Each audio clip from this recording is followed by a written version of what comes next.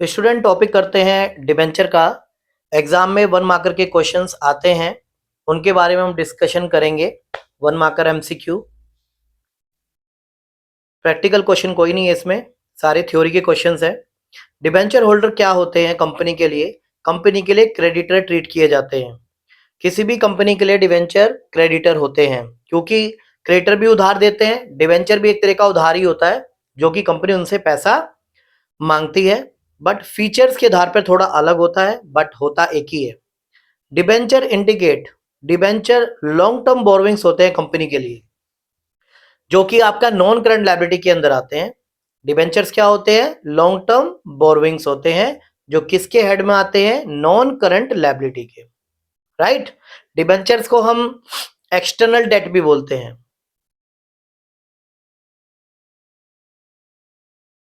Next question है, in debenture interest payable is charge against profit. ये question इस तरह से भी आ सकता है कि nature of interest on debenture, तो आप आंसर देंगे चार्ज अगेंस्ट प्रॉफिट। तो नेचर एक ही बात है, तो nature of debenture is charge against profit, या नॉमिनल अकाउंट भी आप बोल सकते हैं। अगर ऑप्शन में नॉमिनल आया तो आप नॉमिनल लिखेंगे। Honour of the debenture is qualify for fixed rate of interest, right. जो भी डिबेंचर होल्डर होते हैं उनको फिक्स रेट ऑफ इंटरेस्ट मिलता है, चाहे कंपनी को प्रॉफिट हो या लॉस हो, इंटरेस्ट मिलेगा ही मिलेगा।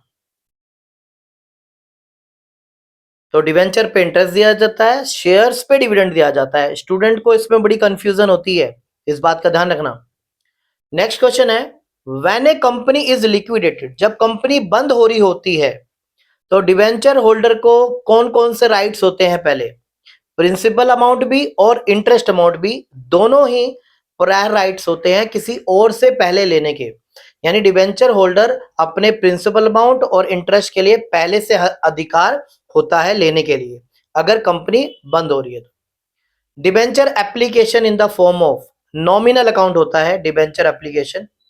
इवन डिबेंचर अकाउंट भी आपका नॉमिनल पर्सनल अकाउंट होता है। तो डिबेंचर एप्लीकेशन और डिबेंचर दोनों ही पर्सनल अकाउंट होते हैं।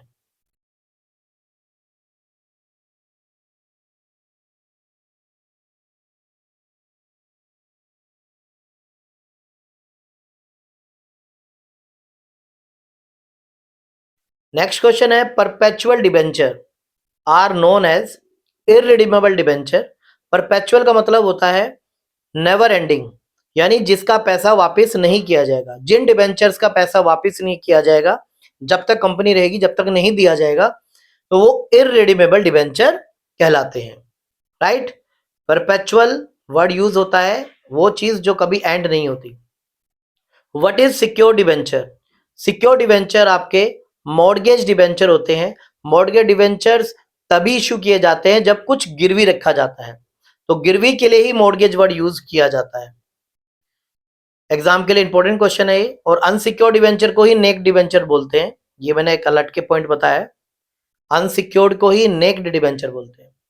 नेक्स्ट क्वेश्चन है, debenture can not be redeemed. Debenture को रिडीम नहीं किया जाता, डिस्काउंट पे रिडीम नहीं किया जाता।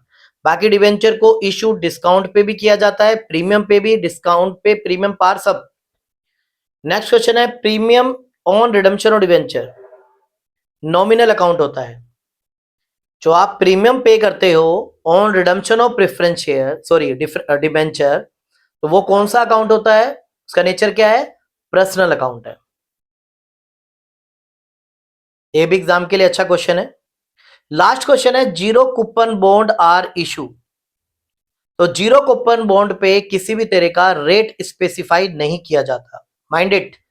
विदाउट रेट ऑफ इंटरेस्ट, यानी कि जब डिबेंचर इशू किए जाएं विदाउट रेट ऑफ इंटरेस्ट, तो वो जीरो कूपन बॉन्ड कहलाते हैं।